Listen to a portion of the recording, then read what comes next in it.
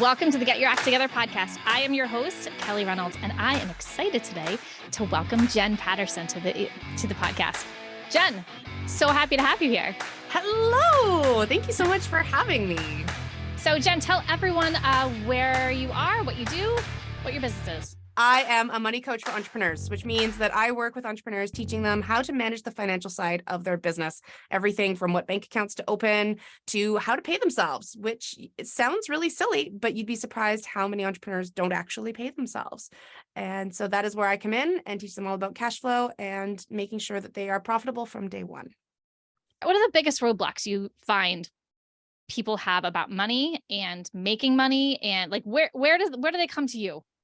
So, it's so funny because everybody comes to me at a different sort of set of roadblocks, but 99% of the time it all comes from the same kind of place. The way that we're raised with money. A lot of our generation and the generations that came before us, money was considered rude to discuss. It was considered, really inappropriate to talk about money at the dinner table. It was like, oh no, we don't discuss that. That's not okay. And so there's this whole generation of people that are now being thrown into adulthood and thinking that money is bad and not having any clue how to manage it because nobody taught them.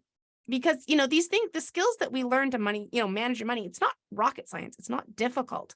It's just that you need somebody to show you how to do it. It's sort of like driving a car. Once you have somebody show you the ropes and it's okay, this is the gas, this is the brake, this is how you turn, this is what the signals are for, then most people can figure it out. But they have that person that shows them the ropes rather than someone handing them the keys to a car and being like, oh, good luck. That's not how, it's not how we learn as humans. So, the same thing with our money.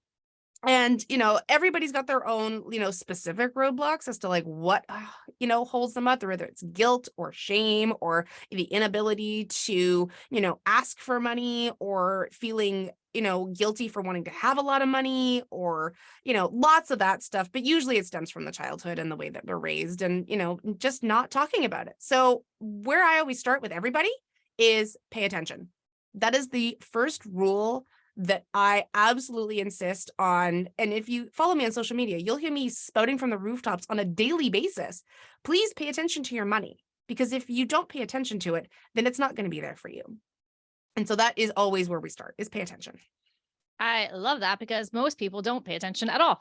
No. I see that in my operations clients. They have no idea where the money is, what is going on, how much they have, where it's going. Yes. So many times I hear this exact sentence at tax time. I made how much? Where did it go? Exact sentence. I've heard that sentence too.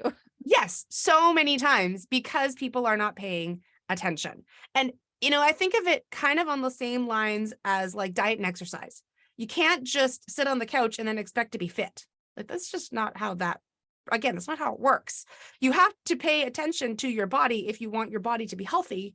You have to pay attention to your money if you want your money to be healthy. I love it. Yeah. So, pay attention to it first, and then you got to figure out what to do with it. So step one is always paying attention. And, when you're a lot of times like that, really, even that tiny little step of just looking at it will completely transform someone's financial life, because they're suddenly seeing, oh, there's that subscription I signed up for 6 months ago that I am not using anymore, that I completely forgot about, and they're taking $10 a month out of my account.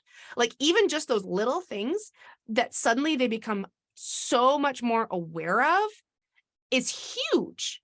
And suddenly all of these, black holes get plugged. And then even just that one little step of looking at things improves the situation. Beyond that, yes, there are some actionable steps that you need to take in order to have a healthy financial life and a healthy financial business. So, I'm a big believer in what I call the weekly money power hour. So I've heard it called a million things, but basically it's taking an hour a week, blocking it out in your calendar as if it's a client appointment or, something that you would never, ever miss. And spending that time with your money. So looking over your statements, what was spent, looking over your invoices, what was earned, what came in, what went out. Is that balancing? Is it what you expected? I had one client of mine that came to me and said, oh my gosh, I just realized I've been working for 9 months for a client. I have not invoiced. 9 months. Oh Because she my wasn't goodness. paying attention. She just thought, oh yeah, it's fine. It's all good. I invoiced them. Sure. It was like not that long ago. 9 months when she actually looked at it. So, not only are we looking at what's going out, we have to be looking at what's coming in and making sure that we're on top of that as well. Because if you've got nothing coming in, like, why are we even doing this? So making sure that that's all on track and then deciding what to do with it. Making conscious choices as to how you're going to spend and allocate those funds is a critical piece of the puzzle. A lot of people will fly by the seat of their pants, and that's not an effective strategy. Usually that ends up with money being wasted. And so if you've got an actual cash flow strategy, a spending plan, I don't like budgets, especially for entrepreneurs because they don't work, but a spending plan for your business, then you're going to be using your money more effectively. So deciding how much of your revenue you're going to allocate to paying yourself, deciding how much of that, of your revenue you're going to allocate to future growth, how much you're going to allocate to expenses, and any other, piece of the puzzle that your business has that maybe, you need to allocate money towards. Maybe it's licensing, maybe it's continuing education. I don't know. Everybody's business is going to be a little bit different. So how we all allocate our funds is going to be a little bit different, but making a conscious choice and spending some time and really looking at how you want to use your revenue to further your business and to pay yourself, because otherwise you have an expensive hobby. Okay. Yes. Let's talk about that. The whole paying yourself thing. Lots of people don't pay themselves, which Yes. to me is, I've said this a million times. I'm sure everyone's heard this before, but if you're not going to work all day, if you're going to work all day and make no money, like you could just go to the beach and do nothing. Like I could garden all day. Like if I'm going to sit at this desk and take time away from my family and all that, and then not make any money, it doesn't make any sense at all. Yes, so Right? much. And the other part of that always drives me crazy is the sort of myths around paying yourself. You have to be in business, expect to go without a paycheck for 3 years. That's one I've heard so many times. You have to be earning 5K months before you can pay yourself. That's another one I've heard. Insert, ridiculous dollar amount here.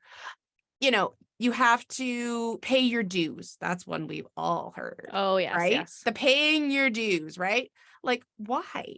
You're supposed to give it away for free for at least a blank number of minutes, hours, days before Months, you years. can, before you can, expect to get paid.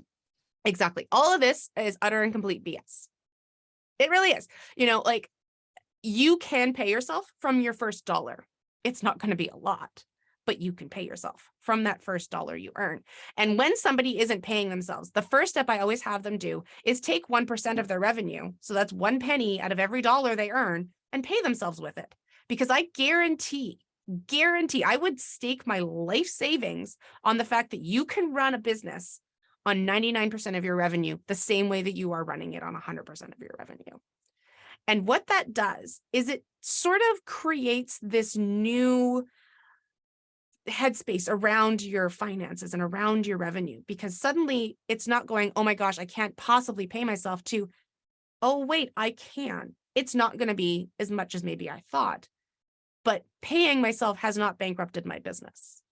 And so now I can take that 1% and maybe it creeps to 2, maybe it creeps to 5, maybe it goes up to 10, and you can start stretching how much you're actually paying yourself out, while simultaneously, maybe you're dialing back expenses. Maybe you're earning more revenue so that, the same expenses are being covered, but you have more money to work with.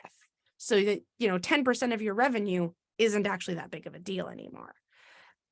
And, it's that psychology of it. It's, creating a space where, yes, you can be okay paying yourself, even if it's just that 1%. And I love I'm guessing that it's very much a mindset shift that if you can do the 1%, then you're like, well, now I know it's possible. Yes. So now it's like, where else can I move things around, or what else can I do? Change what else can to I make do it to a shift? bigger number? Yes, absolutely. Like it's like getting your foot in the door. Yes, it is. It's creeping the door open so that, it doesn't feel scary. because that's something that I think a lot of us feel when it comes to our businesses. Our businesses are our babies. We want them to thrive in the same way that we want the tiny humans running around our houses to survive. And so we will give everything that we have to make sure that that happens, including ourselves and our paychecks. So switching that mindset around, I need every penny I earn to keep this baby going, to it's going to be okay on its own, even if I pay myself. That's a huge mindset shift. And it doesn't take a lot. It really can happen with that 1%, because it goes from 0 to something. And then it's just an easier shift of, okay, how can I make this a little bit better? How can I make this a little bit more for myself? Where can I make cuts? How can I earn more revenue? How can I shift the percentage that I'm paying myself to a point where it's actually a paycheck rather than just a drop in the bucket? Yeah. And that's gotta be so freeing to be like, okay, so this is possible. I can do this. Like, and that must be so awesome to watch a client go through, like thinking about that. It really is. It really is. I have to say, you can actually sometimes like, obviously I do all my work over Zoom calls, so I'm not in a room with someone, but you can literally see like physical changes in their body. Their shoulders are a little bit more relaxed. The lines in their face are not quite as pronounced. Their eyes sparkle a little bit more. Their hair is a little bit more bouncy. Like, it's these really subtle things, but you can tell that suddenly they're feeling hopeful. It's going from, oh my gosh, this is never going to work, to, hey, I can do this. I can make this work. I can actually get to where I want to be. So many people, even I talk to, like through my agency coaching, or they have this whole idea that they can't pay themselves. They can't make it work. They are already telling themselves that, to have subcontractors, like they obviously can't make money this way. Like, it's not profitable. I've had people go, well, agency work isn't profitable. And I'm like looking around the place, like, I don't know what you're talking about. This is the best part of my business. They're like, no, the only way people make money is as a coach. And I'm like, I don't know that's like these preconceived notions we have in our head of like who makes money, how it gets made. So, I mean, how do you kind of bust through that? A lot of times it is trying, to get to the root of it. Like, okay, where did you hear this? And let's show you, first of all, in the numbers where that's completely incorrect. But also just changing the language around things. A lot of times, a lot of our beliefs just simply come from how we speak about money. And it's not something that we're conscious of until you are. It's sort of like that noise in the background. You don't hear it until someone's like, hey, do you hear that? And then suddenly you can only hear it.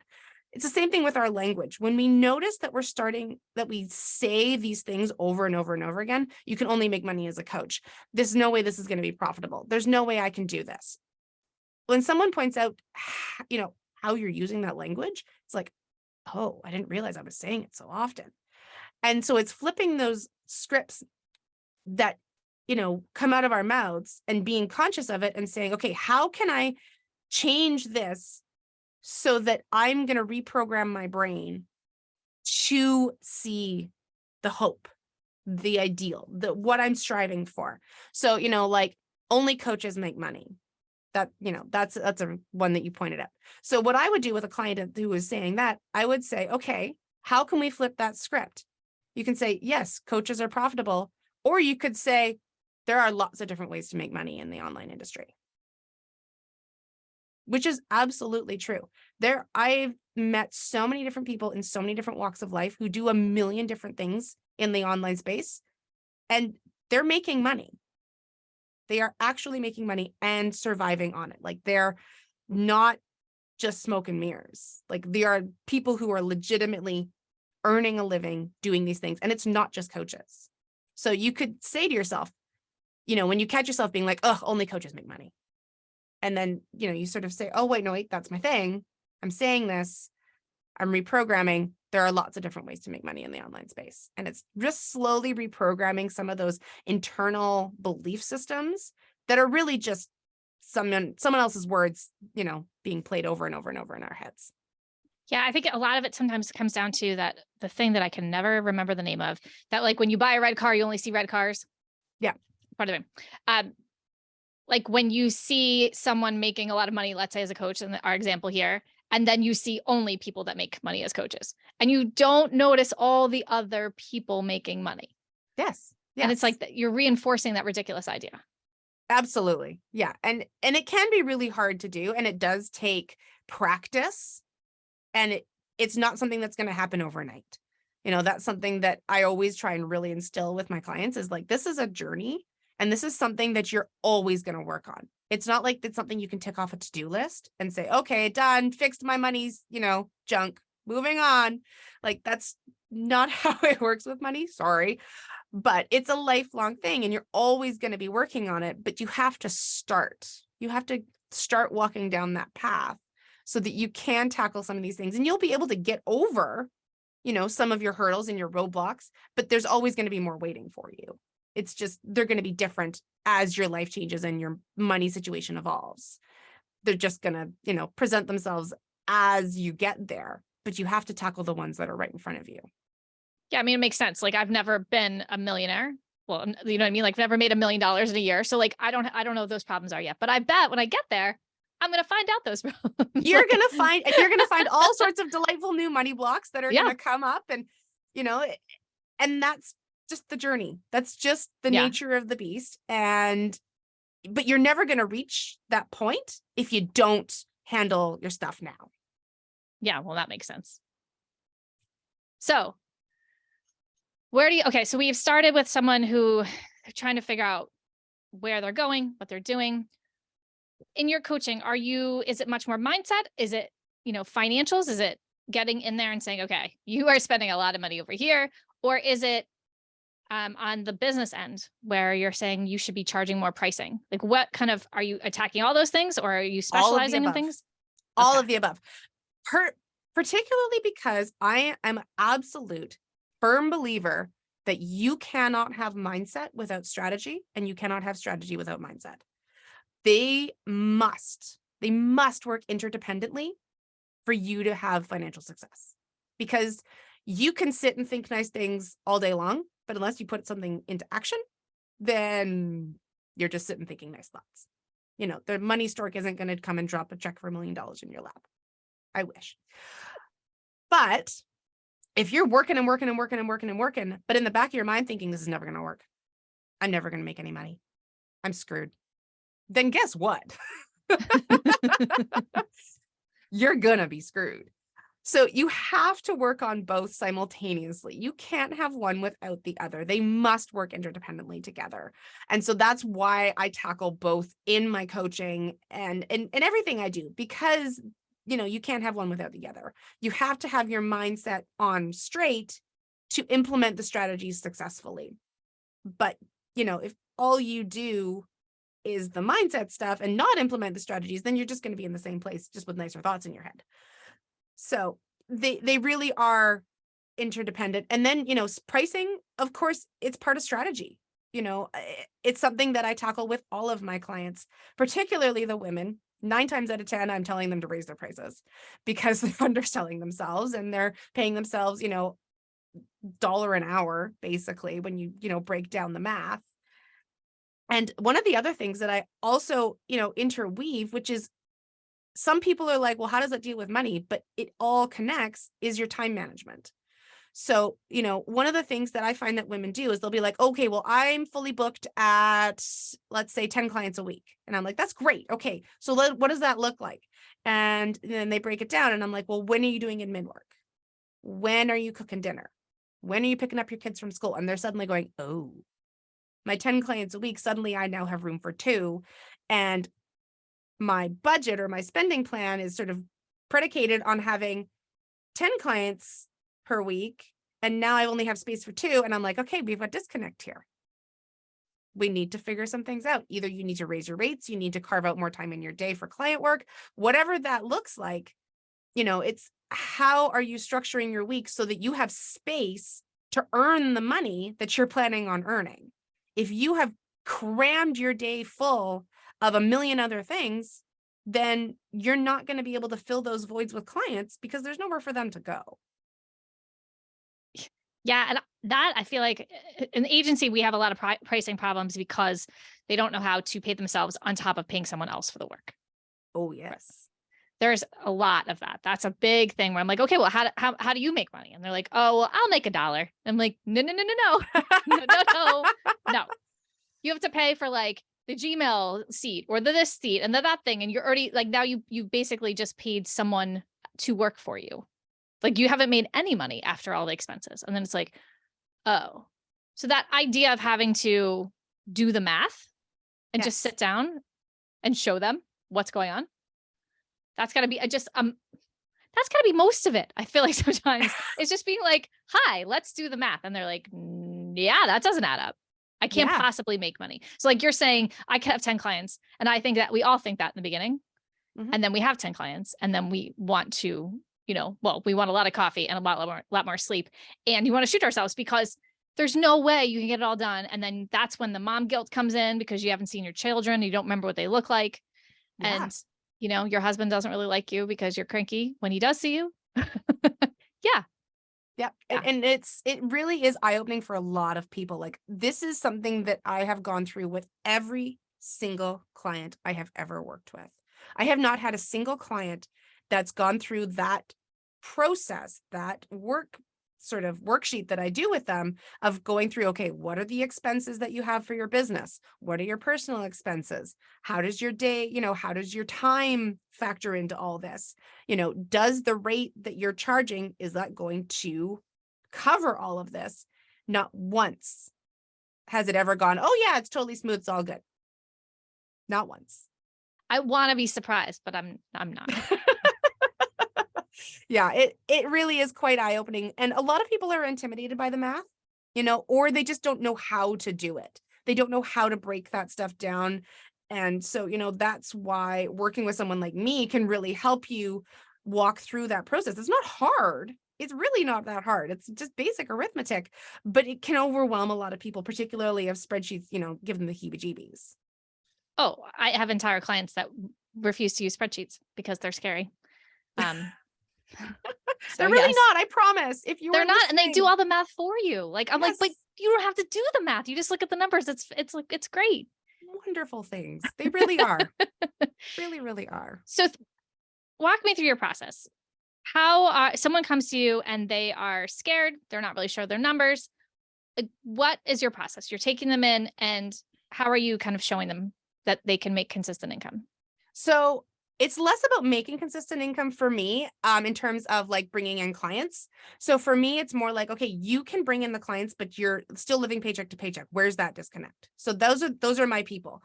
And usually what I do with them first is, before we even talk any numbers, before we do anything like that, we just do a snapshot of where they're at. It's like, okay, let's figure out what's going on right now. And if that is holding you up, if looking at it is holding you up, then that's where we need to do our work. Initially is, what's going on? Why are you resisting this work? Why are you resisting looking at your bank accounts? Why are you resisting looking at your statements? What's happening where that is scary? And let's tackle that first. So we always do a snapshot of where are you now? And then before we do goal, too much of the strategy, it's like, okay, where do you want to be? So now that we know where you are, where do you want to be? So I do a whole phase on like goal setting, and we do all the mindset work and all of that fun stuff. And we, go through a process of figuring out what it is that they want, and not only creating goals, but what I call inevitable outcomes. So it's something that you can tick off a to-do list, because goals can be really double-edged swords.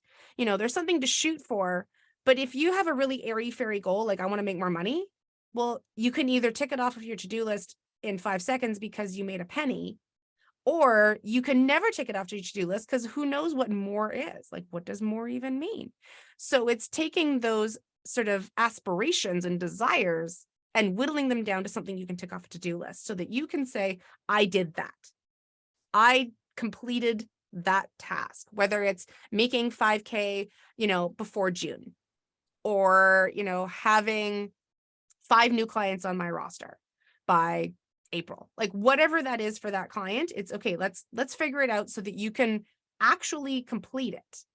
And once we do that, then we start talking about the actual like cash flow strategy, because, like I said, It's got to be the mindset and the strategy. So now that we got the mindset in place and it's like, okay, we know where we're going, we know what we're trying to accomplish, then we can create a strategy that's going to match that. And so at that point is when I introduce them to what I call the bank account architecture. And the bank account architecture is, instead of having one big account where all your money sits in a big smush, like the scary sock pile, it's separating out your accounts so that each dollar has a job to do and you know exactly where it's sitting just by glancing at your bank statement. You know, I find with the big bank account of schmush, then quite often people will try and keep up in their head. Like, okay, I've got taxes coming up and I have payroll and, you know, oh, I think I invested in that thing. And then suddenly something slips through the cracks and then they don't have enough money to cover it. And then that's when the debt comes in and, you know, things spiral a little bit out of control and they don't pay themselves and, you know, everything kind of creates havoc. And when you have different bank accounts, each doing a different job, particularly for somebody in like an agency, like that's where that would really play a big role, because they could say, okay, this is my account where I'm just going to pay out my contractors. And this is the account where I'm going to put the money that I'm going to make myself. And keeping that separate and totally playing in different sandboxes, it makes it easy to make sure you pay yourself and avoids that like sliding down of, oh, well, you know, I'm just going to pay them this week. And then the next week when I get the next revenue and I'll sort it all out. It's like, no, keep it separate so that you're always on top of it and nothing gets out of control. And so, you know, that is something, that's the strategy that I implement with my clients so that it's really, really intuitive and easy to make spending decisions. You know, you can look at the account that says, okay, this is money that's earmarked for my taxes. So I know that that's money is not mine. I cannot spend it. It does not belong to me.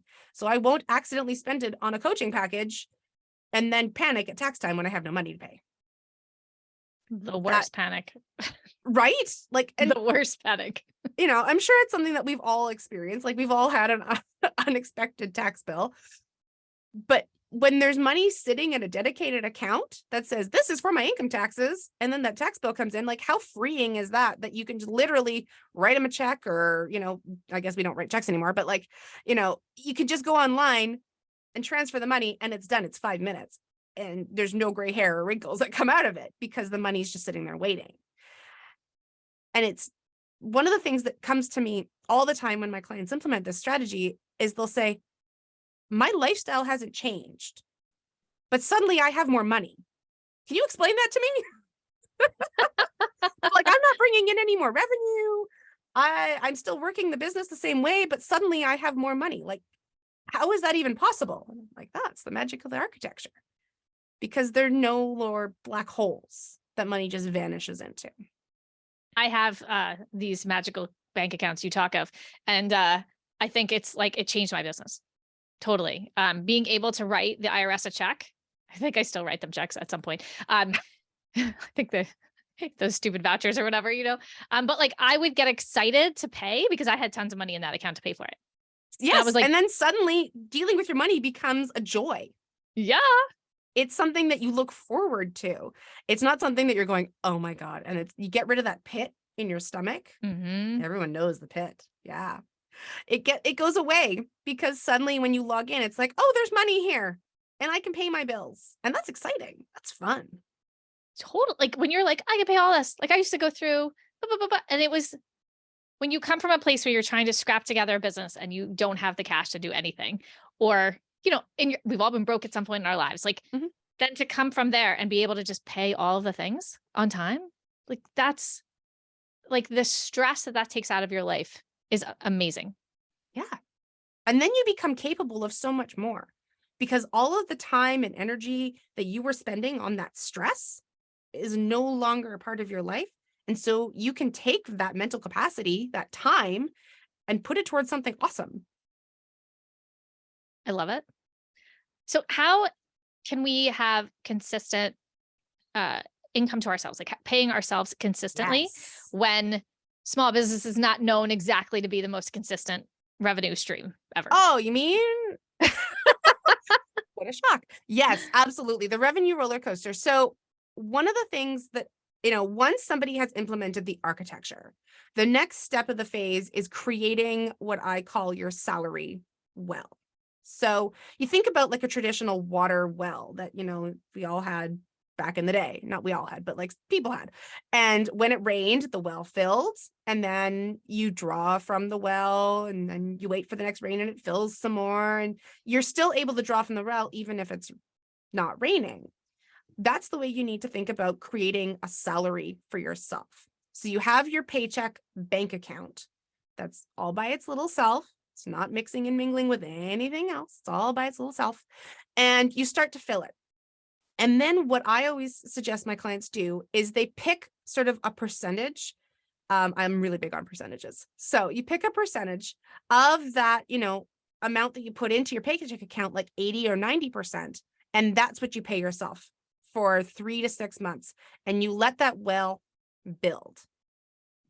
And then you just do, again, a quick bit of math, figure out, okay, like what on average was I paying myself over the last 3 to 6 months? Was it, $300 a week? Was it $1,000 a week? Was it $2,000 a week? Like what was I paying myself over the last, chunk of time?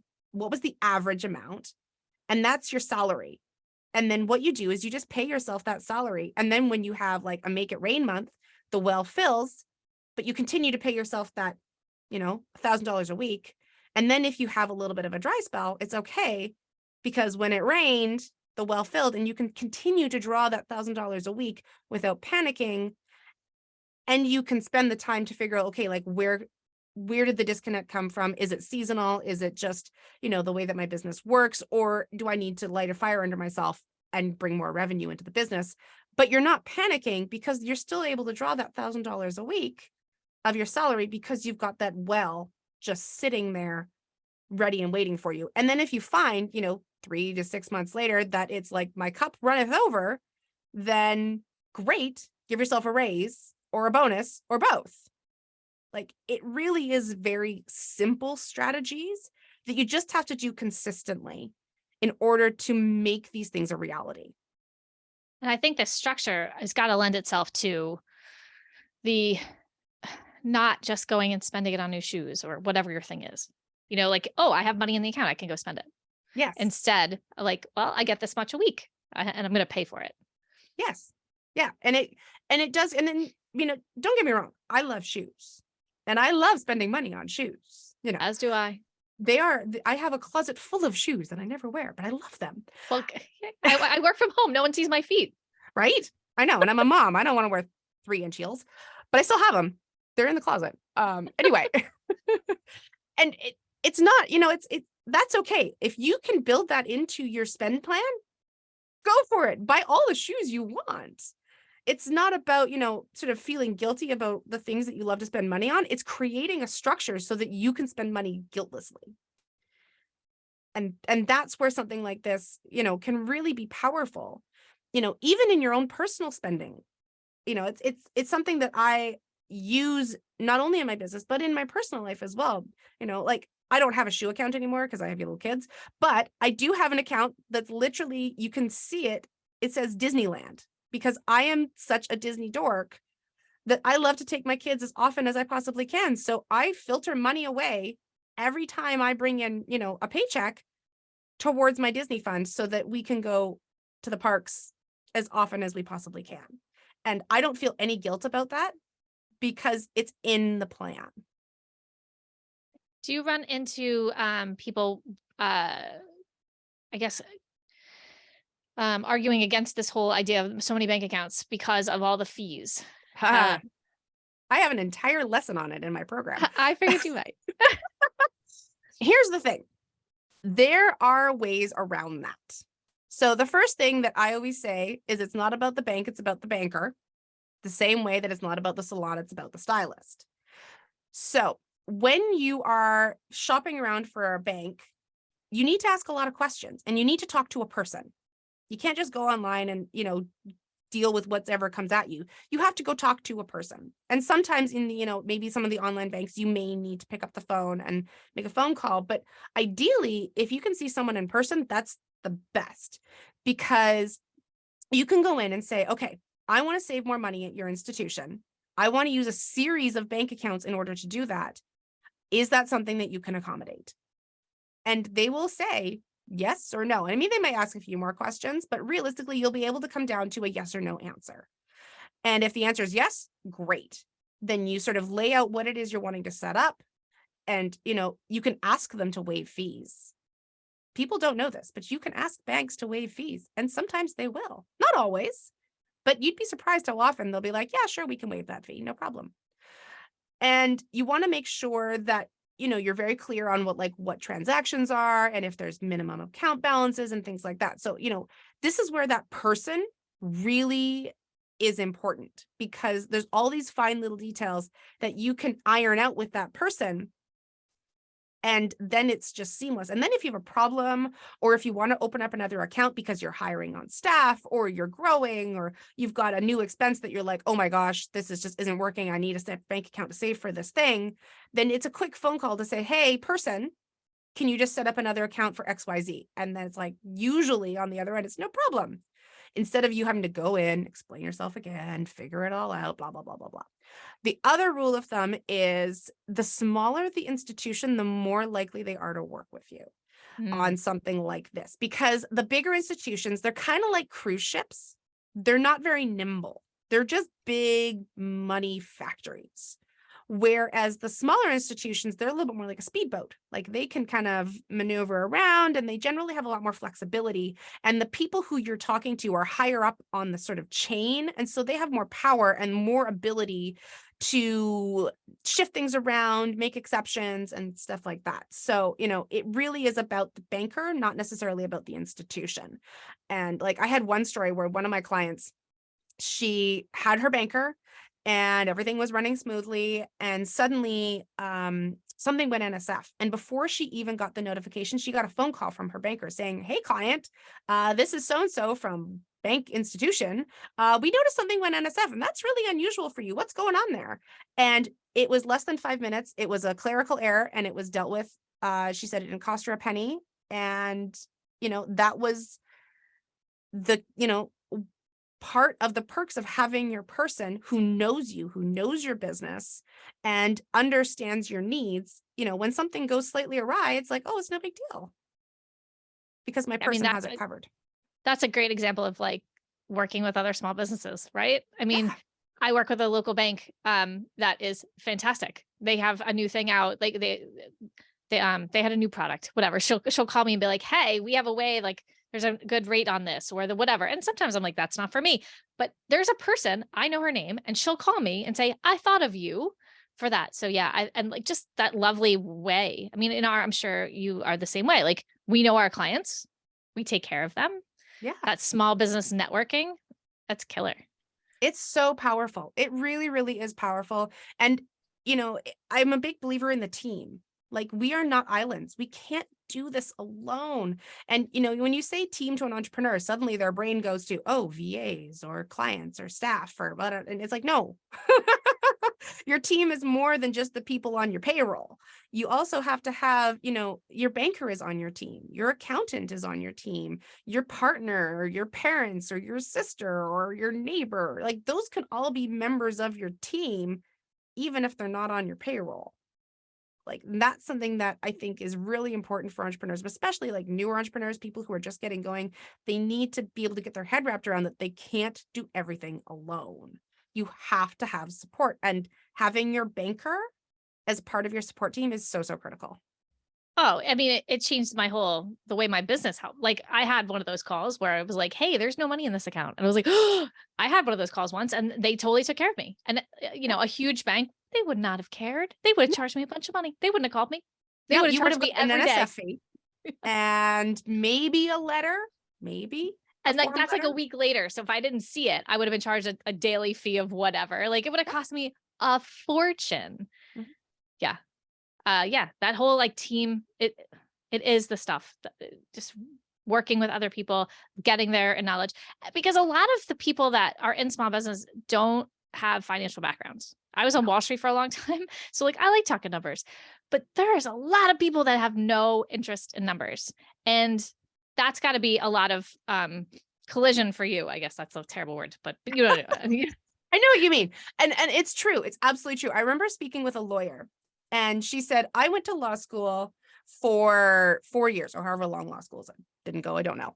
But she said, I came out of law school and I knew how to be a lawyer. She said, I could write a brief. I could argue in court. No problem. She said, I hadn't a freaking clue how to run a business. And she said, I felt like I had to go and learn a whole other industry, not just a skill set, but a whole other industry to make my practice successful. You know, nobody taught me this in law school. And it's the same across the board, no matter what it is that you do, unless it is business and finance, no one's going to teach you these skills. You can be a massage therapist, a home stager, a coach, you know, a VA, a doctor, a plumber. You go to school, you learn your thing, you learn your trade, you get really, really good at it. And then you go out in the world and suddenly you're a business owner and you don't have any of those skills. And that's a completely Right. different skill set. Yeah. I mean, that's our skill set, right? Like I am not a lawyer. I am not a website builder, all those other things. Like that's why we have a company, because there's lots of people who don't know how to do that part. Right. And I'm guessing you have that same thing where people are like, I don't know numbers. And you're like, no, Yes. it's okay. I gotcha. Yes, it's exactly why I have a practice is because, you know, I started out my career as a financial planner. And when I was sort of new and trying to figure it out, I did a lot of networking at, you know, like B2B business, you know, lunches and things. And I came across this over and over and over again, people who were amazing at their given trade, insert trade here. But, you know, when we got to chatting, they'd be like, yeah, well, you know, the money side, I'm living paycheck to paycheck and, you know, things are really tight. And I'm like, how, where, why? Like, there are no How's that words because, possible? you know, you're so good at what you do. You have no trouble bringing in clients. You have no trouble getting results, but somehow you're struggling financially. Like that doesn't make sense. And 9 times out of 10, it came down to the fact that they just had no clue what they were doing because no one had taught them. It's not that they're dumb or that they don't have the capabilities to do it or that, you know, numbers are scary or any of the other BS that's out there. It's just that no one showed them the ropes. Nobody gave them the driving lessons. Right. I mean, how many courses and things are out there that teach the skill of, you know, the doing, but not the business running? Yeah. Like here, you can start a business doing blank, and there's no talking about how to actually run that business. Yeah. And I talk to a lot of, you know, people who teach those skills, you know, and I will say, well, do you put any money coaching into what you teach to your audience? And 9 times out of 10, again, I will get a response of, no, that's not really my thing. I don't teach that stuff. And it's like, cool. Maybe we should have a conversation. Send the people over to me because they're going to need it. They're going to need it. Yeah. Do you think that there are certain businesses this works for? Is this only product things? Is this, you know, is it a certain kind of business or is this just Across the board? Across the board. So I will be transparent. So I have 2 businesses. I have a service-based business and I have a product-based business.